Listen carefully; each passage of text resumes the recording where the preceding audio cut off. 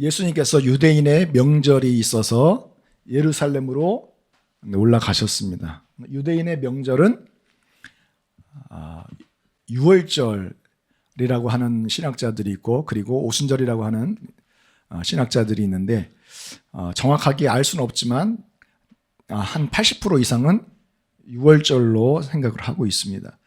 유대인의 명절이 있어 그럼 유월절로 우리가 생각을 하고, 예수님께서 예루살렘으로 올라가셨을 때 예루살렘에 있는 양문 곁에는, 양문이 어디 있습니까? 양문. 자, 이게 예루살렘 성이죠. 예루살렘 성에 문들이 있어요. 근데 특별히 한 문이 있습니다. 한 문. 동그라미 쳐져 있는 이 문이 있죠. 바로 이곳이 예루살렘 성전이 있는 모리아산입니다. 바로 여기가 다윗성이고 이 전체가 예루살렘 성이에요. 그리고 이 성전터의 길이 보이지 않습니까? 바로 여기가 문이 나 있는데 여기가 양의 문, 양문이라고 불려지고 있습니다. 바로 이 양문으로 나가면 다맥색으로, 수리아 다맥색으로 올라가는 길이에요. 바로 이 양문 곁에 베데스다가 있습니다. 자, 그러면 이 성전터 이 동쪽으로 뭐가 있다고 그랬어요? 성전터 동쪽으로 무슨 산이 있어요? 네? 100번을 해야 되나 봐요. 이 성전터 동쪽으로는 감람산이 있어요. 감람산이 이쪽, 감람산이 있고, 감람산 이 앞쪽으로 있죠. 이 벽 쪽으로는 계곡이에요. 벽 쪽으로, 벽에서 내려다 보면 계곡이에요. 그래서 이것을 기드론 계곡이라 하고요. 이쪽으로 흰놈 계곡이 이렇게 돼 있어요. 흰놈 계곡. 남쪽으로 흰놈 계곡이 있고, 이쪽으로 해서 중앙 계곡이 이렇게 올라가게 되거든요. 자, 베데스다 못이 그럼 동서남북으로 따지면 어느 쪽에 있는 거예요? 십자로 나눠서 보면 이 동쪽 북편에 있는 거죠. 동쪽 북편에. 자, 베데스다라는 이 못이 있는데 거기에 행각이 5개가 있어요. 그곳에 수많은 병자들이 모여서 그곳에서 살았어요. 자, 좀 더 확대해 보면은 이것은 이제 북쪽에서 이 남쪽 방향으로 보는 거예요. 이 똑같이 생긴 2개의 수영장, 풀이 있어요. 바로 이것이 베데스다 못입니다. 베데스다 연못. 자, 그러니까 쌍둥이 연못으로 별칭이 쌍둥이 연못입니다. 자, 그리고 여기 길이 있죠? 이 위로 올라가면 수리아로 가는 길이고, 바로 여기에 지금 여기에 가려져 있는데 동그라미 쳐져 있는 이 부분에 문이 있어요. 이 문이 이 안으로 들어가면 양문이에요. 양문으로 들어가게 됩니다. 이 못을 베데스다라고 그래요. 베데스다. 이 베데스다라는 이 헬라어는 히브리어 바이트랑 헤세드에서 합성된 단어예요. 바이트는 집입니다. 어떤 집이요? 은혜의 집이라는, 은혜의 집. 그리고 자비와 인자의 집이란 뜻을 가지고 있어요. 베데스다. 자비의 집, 은혜의 집. 할렐루야. 바로 여기가 자비의 집, 은혜의 집. 할렐루야. 하나님의 인자와 자비와 사랑이 임하는 집인 줄로 믿습니다. 핫사드에서 나왔는데 신비스럽게 이것은 수치, 치욕, 책망, 비난이라는 단어를 가지고 있는데 여기서 단어가 유래된 것이 베데스다예요. 그러니까 주님의 집에는 수치와 치욕과 책망과 비난과 조롱과 눌림과 아픔과 괴로움 속에 있는 성도들이 주의 은혜 가운데서 은혜를 입는 곳인 줄로 믿습니다. 예. 바로 이 베데스다는 이 지하에서 물이 샘물처럼 신유의 능력이 막 솟아나는 그런 물이에요. 그리고 이 물은 여기가 계곡이기 때문에 위에서 내려오는 그 빗물을 받아서 담수하는 연못입니다. 그리고 이 예루살렘 성이 무너지고 나서 로마 황제가 이곳에다 치료의 신 아스클레피우스라는 그 신전을 건축을 했어요. 그래서 우리 지금도 치료, 병원, 의사 이런 곳에 가보면 이 상징이 있어요. 이게 지팡이에 뱀이 또아리를 틀고 올라가는 그런 상징이 있잖아요. 그것이 뭐냐면은 아스클레피우스 그 로마 신의 그 지팡이에요. 그것이 지금도 그게 형상화되어 있는데 그 신을 숭배하기 위한 신전터를 바로 이곳에다 건립을 한 거예요. 그런데 그것을 카톨릭에서 무너뜨리고 성모 마리아에게 봉헌된 대성당을 여기다 건축을 해요. 근데 그 후에 또 페르시아 군대가 들어와서 무너뜨리고 또 디모데우스 수도사가 복원을 해요. 그런 다음에 또 이집트에서 올라와서 칼리프 하킴이 파괴를 했어요. 그런 다음에 또 십자군들에 의해서 성 안나 그 성당을 건립을 해요. 그런 다음에 또 살라흐 알딘이 이슬람 신학교로 그 성을 또 개조를 해요. 그런 다음에 1856년에 프랑스가 오스만 제국으로부터 이것을 양도받아가지고 이제 그 비앙키 수도회가 이제 위탁 관리를 하거든요. 그래서 이곳에 보여지는 이 성 안내, 이 성당의 이 국기 한번 보면은 이 프랑스 국기가 걸려 있거든요. 자, 이 성 안나 성당 이 안으로 들어오면 그 문을 열고 들어오면 이 안에 유적이 있는데 그 유적들을 전부 발굴을 해서 지금 최대한으로 복원을 해 놓은 것이 바로 무엇입니까? 이게 바로 베데스다 연못이에요.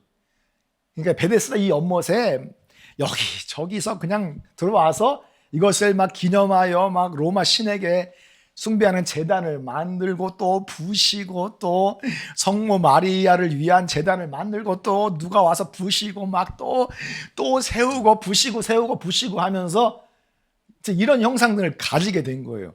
자 이런 모습에 그 초대교회 예수님 당시에는 연못이 이런 모습을 가지고 있었는데 여기 위에 집을 건축하고 성당 건축하고 무너뜨리고 또 신전을 세우고 무너뜨리고 하면서 이렇게 돼버렸어요. 그러니까 여기에 지금 가보면은 물이 고여 있을 때가 있고 또 말라 있을 때가 있어요. 그럼 여기 이끼가 많이 끼어 있습니다. 이 부분에. 자, 이 안에 많은 병자와 소경과 절뚝발이와 혈기 마른 자들이 다 누워 있었다 그럽니다. 이들이 왜 누워 있었을까요? 이곳에서 뭘 기다리는 거예요? 예?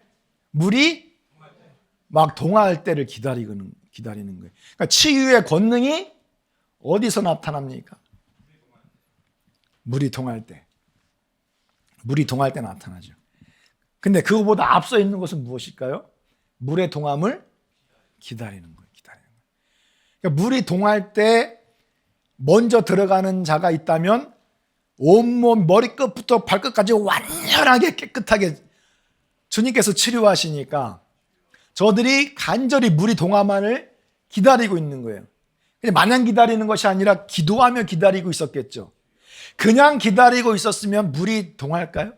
우리가 감 밑에서 입을 쫙 벌리고 있으면 그 감은 만유 인력의 법칙을 따라서 언젠가는 떨어지게 돼 있죠. 까치가 와서 파먹지 않는 이상 언젠가는 떨어져요. 그런데 물이 동하는 것은 마냥 기다린다고 그것이 막 움직이고 솟구치지 않아요. 왜냐하면 그것을 동하게 하는 것은 누가 동하게 하는 거예요? 천사가 동하게 한다. 천사가 가끔씩 동하게 하는 거예요.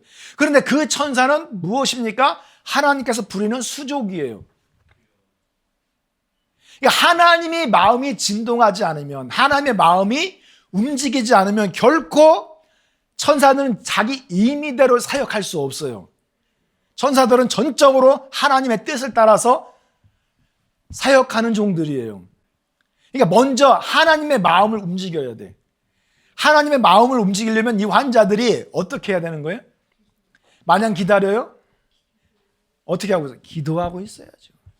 간절하게 기도하고 사모하고 있어야죠. 그래야 하나님이 그 기도를 들으시고 마음이 진동하시고 움직이시고 활짝 열릴 때 천사를 통해서 이 베데스다 연못을 동하게 하시는 줄로 믿습니다. 그러면 그때 먼저 들어가는 자들은 간절한 마음으로 사모하고 기도하고 기다리는 자들 아니겠습니까? 어떠한 병이 걸렸든지 다 낫게 되밀어라. 오늘 이 시간 하나님의 마음이 동하여 움직이려면 우리가 기도하고 주님을 찬양할 때 온 마음과 정성과 뜻과 우리의 목숨과 모든 것을 정성을 다해서 하나님을 예배할 때 하나님께서 진동하는 역사가 생기는 거예요. 하나님이 진동하십니다. 하나님이 진동하면 여러분 가장 먼저 믿음으로 들어가는 자들에게는 놀라운 기적의 역사들이 나타나는 줄로 믿습니다. 그래서 이 베데스다는 하나님이 이 베데스다를 통해서 뭘 가르치려고 하는 거예요? 내가 베데스다다. 내 마음이 움직이면 너희들은 치료받는다. 너희들은 고침을 받는다.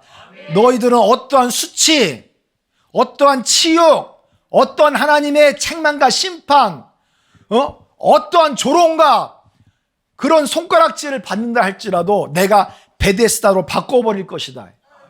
은혜를 체험케 할 것이다. 머리끝부터 발끝까지 하나님의 은혜로 잠기게 할 것이다. 이것이 하나님이 뜻이고 하나님이 그것을 보여주시려고 이렇게 우리에게 시청각 자료로 말씀해 주시는 줄로 믿습니다. 아멘. 무한 경쟁 사회예요. 그냥 기도하지 않고 마냥 기다린다고 해서 되는 문제가 아니라는 거예요. 간절히 사모하며 내가 먼저 뛰어들어야지. 할렐루야.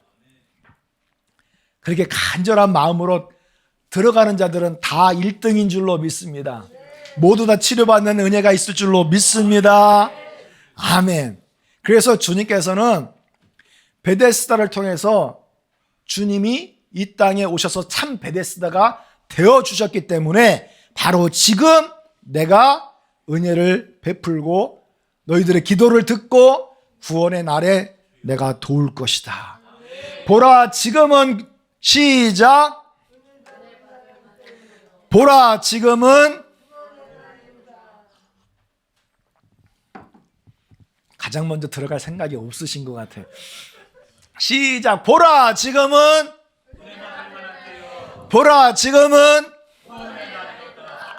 믿는 대로 될지어다. 은혜 받기를 원하는 성도들이여 주님의 베데스다 연못에 들어가는 놀라운 축복으로 말미암아 고침을 받을지어다. 가정이 치료받을지어다. 할렐루야. 온전히 회복되는 가정이 되기를 예수님의 이름으로 축원합니다. 주여 우리를 구원하여 주시옵시고 이 치욕과 절망과 아픔 속에서 나를 건져 주시옵소서. 아멘 아멘 아멘. 할렐루야 할렐루야. 그래서 다윗은 주 여호와여 내가 주의 호의 은혜를 기다리면서 베데스다를 기다리면서 주님 앞에 간절히 테필라합니다. 기도하고 테필라 찬양합니다. 주님 오실 때까지 계속해서 그렇게 기도하는 거예요. 오 하나님이여 내 기도를 들어주시고 주의 크고 크신 사랑으로 나에게 구원을 베풀어 주시옵소서. 이게 한번 기도하고 끝나는 그런 기도와 찬양이 아니에요. 끊임없이 주님의 은혜를 사모하며 나아가는 다윗처럼 할렐루야 주님의 놀라우신 은혜를 체험하는 분들이 되시기를 축원합니다. 선지자 미가도 보면은 자비로우신 여호와여 나는 여호와의 도우심을 바라면서 하나님께서 나를 구해 주시기를 어떻게 한다고요? 기다린다고요. 그러니까 하나님의 도우심을 바라며 기도하는 거예요. 그래서 주님께서 기도를 들어주십니다. 들어주십니다. 그래서 기도하고 어떻게 하는 거예요? 기다리는 게 필요해요. 기도하고 기도하는 것이 필요하다는 거예요. 기도하고 기도. 할렐루야. 이렇게 이 미가는 남유다의 선지자였지만 북이스라엘 또 이렇게 남유다를 위해서 주님께서 개입하셔서 이스라엘의 부패를 막아주시고 하나님의 은혜를 체험하기를 간절하게 소망하며 기도합니다. 이 당시는 의로운 자가 한 사람이 없을 만큼 너무나도 타락한 시대였어요. 간절한 마음으로 이스라엘 위해서 기도합니다. 이렇게 기도하는 우리 교회가 되기를 간절히 원하고, 우리가 기다리는 것이 정말 필요하다는 것을 알 수 있죠. 기도하고 기다리는 게 필요한 거예요. 근데 여호람이라는 사람이 있습니다. 북이스라엘의 아주 전무후무한 가장 사악한 왕이 아합 왕이잖아요. 그 아합 왕의 아들이었어요, 이 여호람은. 근데 이 여호람은 자기 아버지가 섬기던 바알 주상들을 다 깨뜨려 버렸어요. 근데 우상 숭배하는 그 신앙을 완전히 끊어내지 못했어요. 그래서 북이스라엘에 아주 기근이 막 들어오는데, 얼마나 그 기근이 극심한지 그 부모가 자기가 낳은 그 자식의 살을 먹지 않으면은 살 수가 없을 만큼 그런 기근이 찾아왔어요. 자식을 뜯어 먹어야지 살 수밖에 없는 그런 세월이었다니까요. 그때에 이 여호람 왕이 그렇게 얘기합니다. 우리에게 임한 이 재앙을 보시오. 이번 재앙은 분명 주님께서 내린 것인데. 그러니까 이 기근 재앙을, 그 원인이 누구한테 있다고 하는 거예요? 하나님께 있다라고 하는 거예요. 그러니 내가 어떻게 주의 도우심을 더 기다리고만 있겠어? 하나님은 기근으로 책망하시고 기근으로 때려서 우리를 다 죽어가게 하시고 굶주리게 하시고 아이들을 뜯어먹게 하시는데 내가 어떻게 더 기다리고만 있겠어? 이런 말을 하고 다 모든 그 책임을 하나님께로 돌리는 거예요. 이 어리석은 자가 있습니까? 사랑하는 성도 여러분, 우리에게 찾아온 이 기근이 하나님으로부터 기인한 것이라고 한다면 내 생활을 돌아봐야지, 하나님 앞에 원망을 하고 하나님께 모든 책임을 돌리는 것은 이건 사악한 짓입니다. 주님 앞에 나의 생활을 돌아보고 회개하고 기도하며 주님의 은혜를 기다려야 하지 않겠습니까? 여호람은 뭐 구할 생각이 없어요. 하나님이 오시기고 은혜를 베푸시기를 기다리는, 그 기다리고자 하는 마음도 없어요. 그냥 기도하고 기다리는 것을 완전히 포기한 것입니다. 그리고 자신의 지혜를 믿고 자신의 힘을 믿고 자신의 능력을 의지하고만 있어요. 아버지, 오늘날 우리 성도들도 이렇게 여호람처럼 가정에 어려움이 있고 교회에 어려움이 있고 직장에 어려움이 있으면 기도하다가 금방 지치고 피곤하고 쭈그러들어가지고 괴로워하고 모든 책임을 하나님께만 돌리는 사람들이 많이 있어요. 여러분, 이런 것은 어리석은 신앙입니다. 그걸 다 우리가 깨닫고 재앙의 원인이 무엇 때문에 생겼는지 하나님한테 모든 책임을 돌리고 원망하는 것이 아니라 우리의 삶을 되돌아보고 주님 앞에 기도하면서 하나님의 은혜가 임하기를 기다려야 될 줄로 믿습니다. 할렐루야. 그러니까 정말 우리가 신앙생활을 하면서 어려움이 왔을 때 지혜롭지 못하게 행동하는 사람들이 기도하고 쉽게 포기하는 거예요. 내 뜻대로 되지 않는다 하고 져버리는 거예요. 그 기다림을 참지 못하는 거예요. 그래서 그냥 죄 가운데 흘러들어가고 하나님을 원망하고 그냥 세상 가운데 빠져버리는 모습들을 볼 수가 있습니다. 이게 문제고요. 또 하나의 문제가 뭐냐면은 사람들이 모세는 가만히 있으라고 하지 않았느냐 그래요. 가만히 있으라고 하지 않았느냐. 너희는 두려워 말고 가만히 있어서, 가만히 있을 자 두 번씩 반복하거든요. 오늘날 하나님께서 너희를 위해 행하시는 구원을 보라는 거예요. 하나님이 싸우실 것이다. 그냥 가만히 있으라는 거예요. 가만히 있으라고 하니까 나도 가만히 있겠다는 거예요. 그러니까 모세가 가만히 있으라고 해서 가만히 있어요. 기도할 생각을 하지 않아요. 하나님 앞에 더 가까이 나가려고 하지 않아요. 하나님의 은혜를 더 구하지 않아요. 믿음과 사모함으로 간절히 주님을 기다리지 않아요. 그러니까 이 모세는 그렇게 아무것도 하지 말고 가만히 있으라는 뜻입니까? 아니잖아요. 자, 여기서 바로의 군대가 먼지를 일으키며 쫓아와서 죽이고 자신들을 잡아 가두려고 달려들어오고 있어요. 그때 백성들은 무엇합니까? 원망하잖아요. 원망하잖아요. 그러니까 하나님께서 모세를 통해서 가만히 있으라고 하는 것은 원망하지 말라는 거예요. 왜 그들이 이것을 바라보면서 손가락질하고 돌을 들어서 쳐서 죽이려고 그래, 모세를. 원망하는 거예요. 차라리 애굽에서 고기 먹던 때가 더 좋았다는 거죠.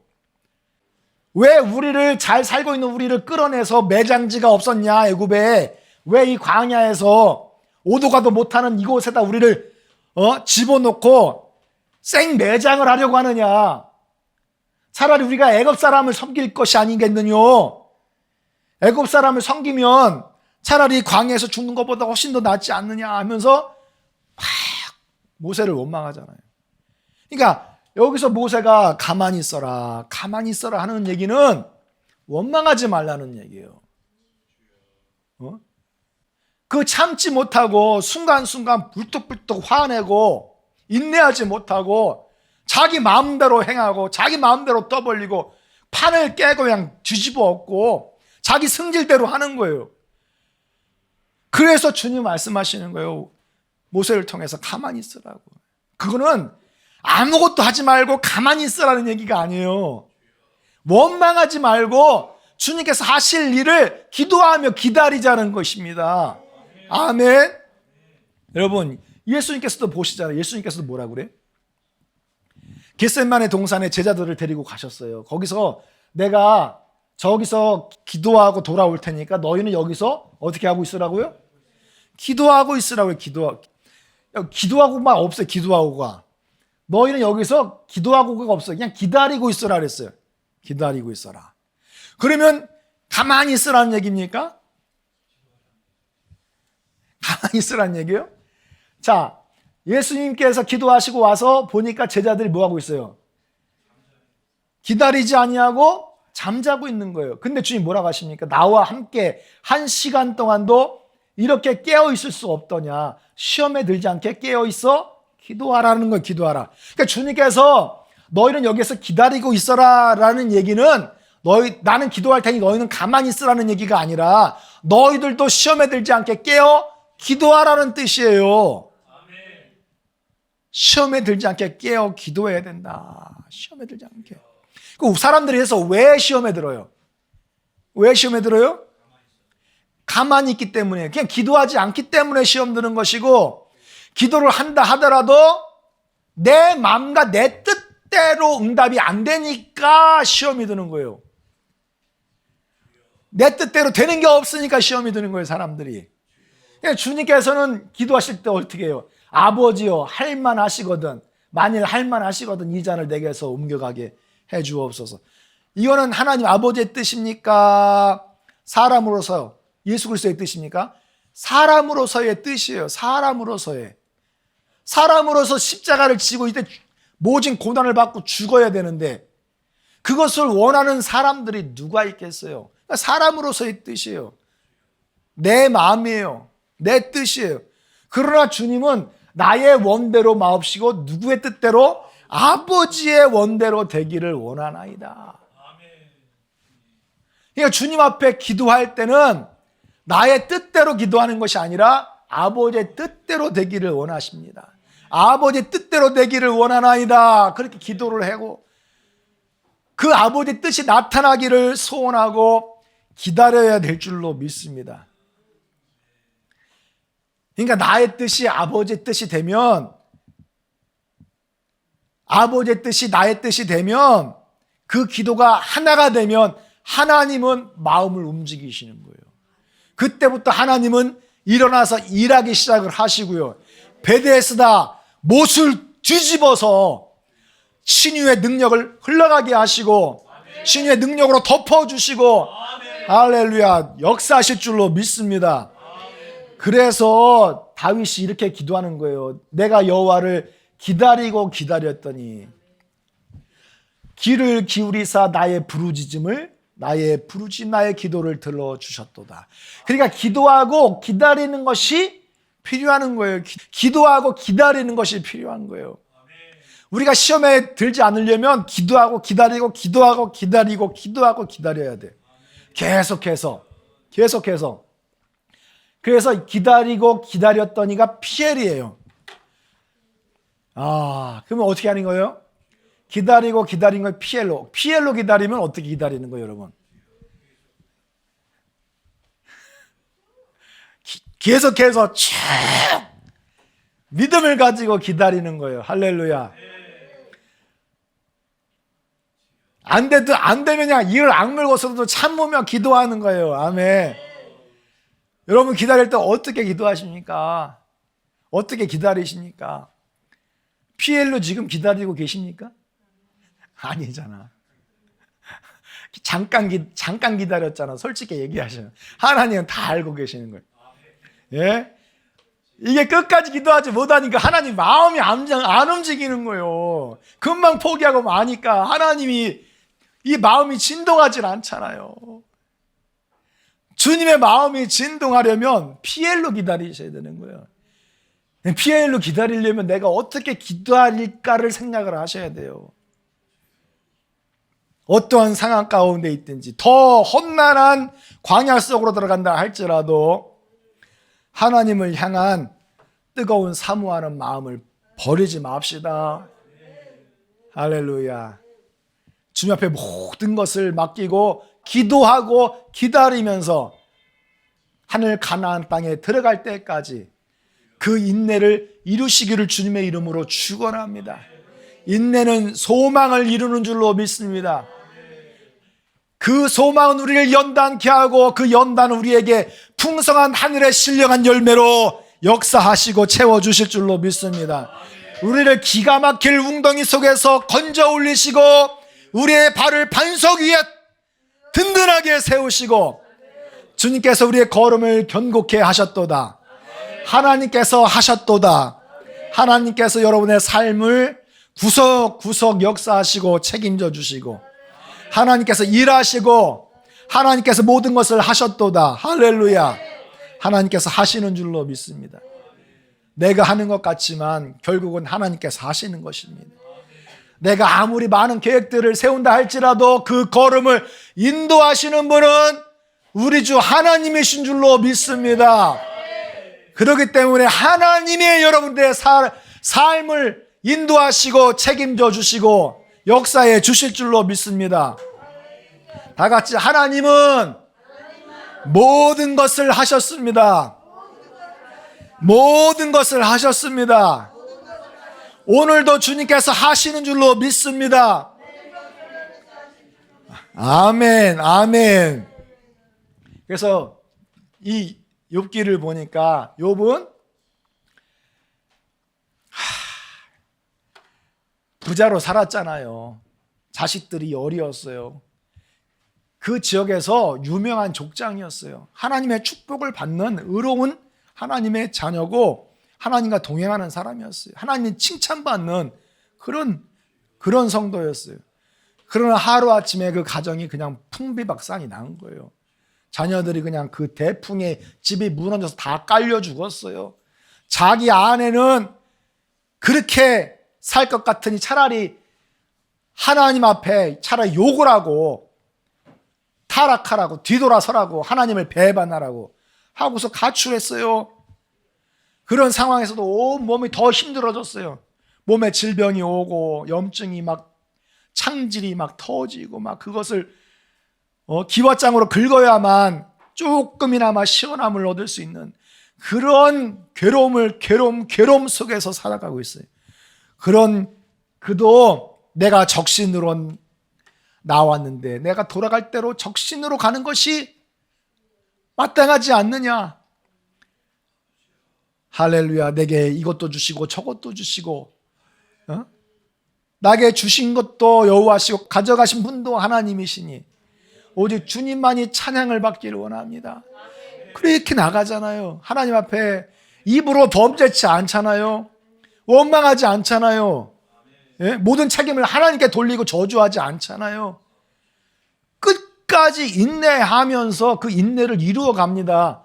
그러면서 그 인내는 하나님을 더 바라는 소망으로 바뀌고 그 소망이 막 연단을 하면서 더 우리 안에 믿음의 열매가 하나씩 열리도록 하지 않습니까? 그래서 그의 신앙이 과거보다 오히려 더 좋은 정금과 같은 믿음으로 변화되고 정금과 같은 신앙으로 반짝이며 정금과 같이 주님 앞에서 일어서는 놀라운 축복을 허락해 주셨습니다. 그리고 그들의 삶 속에, 그의 삶 속에 있는 모든 공경을 주님께서 돌이키시고 그 전 소유보다 갑절이나 하나님께서 축복해 주신 줄로 믿습니다. 그러니까 베데스다, 어디서 나온 말이에요? 손가락질, 조롱, 하나님의 심판, 바로 정말 수치스러워요. 똥바가지를 뒤집어 쓴 것 같아요. 치욕, 여기에서 나온 말이에요. 그러나 이 모든 것을 다 바꾸시고 베데스다 은혜를 체험하셨어요. 하나님의 은혜의 집 베데스다를 체험케 하여 주신 줄로 믿습니다. 이런 베데스다 체험을 우리 모두가 다 가져야 될 줄로 믿습니다. 오늘 이 시간 베데스다 체험을 다 하시는 여러분들 되시길 축원합니다. 여러분, 이 베데스다 하나님의 은혜의 집에 수많은 병자들이 있었어요. 그래도 저들은 물이 동함을 기다리면서 가장 먼저 들어가려고 애썼습니다. 그런데 38년 된 이 환자는 자기가 들어가서 막 기어 들어가려고 하면 먼저 들어가는 거예요. 그러니까 기어 들어갈 만한 힘조차 없는 사람이 온 몸이 마비에, 중풍에, 마르고 힘도 없고 절망적인 상태에 있었던 거예요. 정말 수치스럽고 치욕이 덮여있는 그런 상태죠. 그것도 하루 이틀가 아니고 38년씩이나 정말로 어둠이 덮어버린 거죠. 그 인생 완전히 괴로움 속에 휩싸인 것입니다. 그러니까 완전히 소외됐죠. 누가 거들떠 보지도 않지요. 완전히 절망 상태죠. 누가 돕지도 않는 그런 상태잖아요. 그럼에도 불구하고 하나님께서 은혜 주시고 치유하시기를 기도하면서 인내하면서 기다리는 거예요. 이 정도의 상황이면은 벌써 포기했을 거예요. 기다리는 것을 벌써 저버렸을 거예요. 그냥 나는 죽겠다 하고 그냥 자살했을지도 몰라요. 그런데 아무도 힘이 되어주지 못하는 저 사람, 그 누구도 돌아보지 않는 저 사람, 수치와 치욕 가운데 덮여있는 저 사람에게 주님께서 오시지 않습니까? 내가 낫고자 하느냐, 내가 낫고자 하느냐. 여러분, 이 38년 동안 이 고통당하던 이 병자가 왜 38년간을 고통당하고 있었을까? 왜 38년이라는 단어를 굳이 성경에 이렇게 기록을 해서 38이라는 이 단어를 통해서 우리에게 어떤 의미를 불러일으키고자 했을까? 요한이 왜 38년이라는 이 단어를 기록하면서 무엇을 연상하게 의도를 했을까? 이것을 우리가 생각해 봐야 되는 거죠. 여러분, 38년 하면 여러분 생각나는 게 무엇이 있습니까? 신명기 2장 14절에 보니까 출애굽 1세대들이 가데스 바네아를 떠나서 세렛 게울을 건너기까지 몇 년 걸렸어요? 38년의 세월을 지났어요. 그리고 그 38년 동안 출애굽 1세대들은 다 죽었고 완전히 멸절을 했어요. 그러니까 이스라엘 백성들에게 38년이라는 이 세월은 잊힐래야 잊어질 수 없는 세월 아니겠어요? 그러니까 유대인들에게 있어서 이 38년은 절망적인 시간이에요. 죽어가고 말라가고 하나님의 나라를 코앞에서 지켜보면서 그 안에 들어가지도 못한 채 절망적인 삶을 살았던 사람들이에요. 방황하고 또 방황하고 헤매고 어둠 속에서 길을 찾지 못해 그 속에서 싸늘한 시체로 죽어가는 그런 절망적인 세월을 산 사람들이 바로 유대인들이고, 38년의 세월은 바로 그런 의미를 가지고 있는 거죠. 그런 의미를. 그들이 38년 동안 그렇게 죽어가면서 그들이 붙들었던 게 무엇인지 아십니까? 뭘 붙들었어요?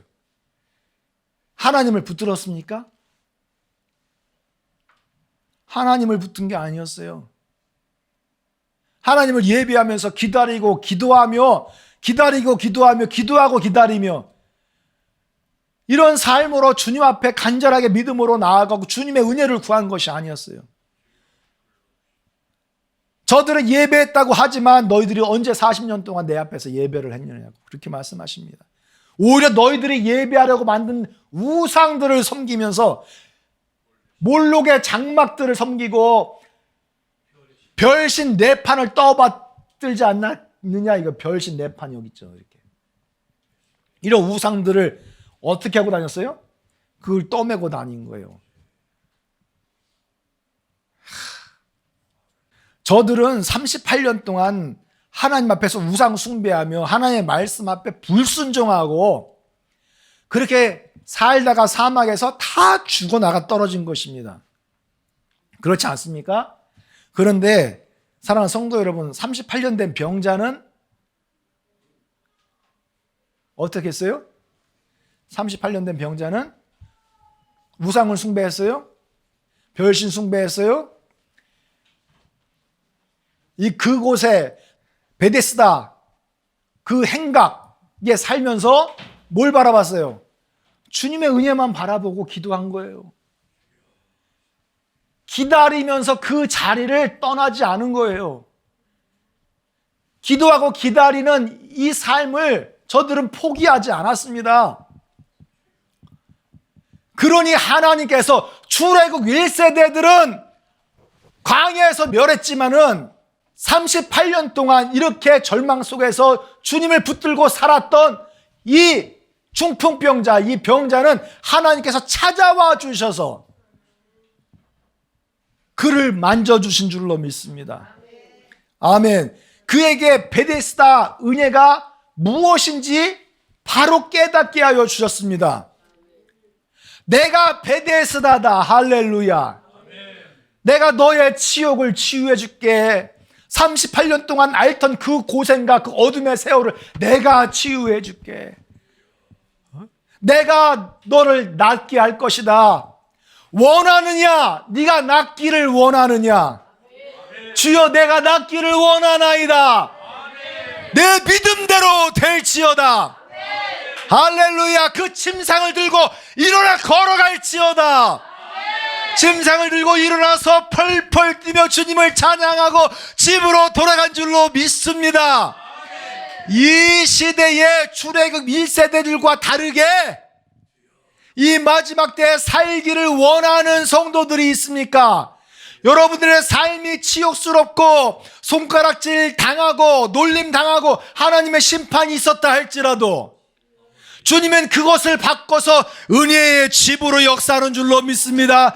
은혜의 교회가 될 줄로 믿습니다. 은혜의 집이 될 줄로 믿습니다. 은혜의 가정이 되기를 축원합니다. 베데스다를 체험하라. 예수 이름으로. 베데스다이신 예수님의 오늘 이 시간 마음을 여시고 마음을 진동하시고 주님 앞에 나와 있는 하나님의 백성들을 만져 주시옵소서. 능력의 손으로 내가 낫고자 하느냐 물어보시고 하나님의 뜻대로 응하는 자들에게 주여 안수하여 주시옵소서. 신유의 능력으로 고침을 받기를 축원합니다. 신유의 능력이 나타나서 우리를 회복되는 축복이 있기를 원합니다. 할렐루야. 우리를 기가 막힌 수렁에서 건져주실 줄로 믿습니다. 모든 어둠을 멸하시고 빛으로 역사해 주실 줄로 믿습니다. 주여, 주님께서 하실 줄로 믿습니다. 주님께서 모든 것을 하실 줄로 믿습니다. 할렐루야, 할렐루야, 할렐루야, 할렐루야, 할렐루야.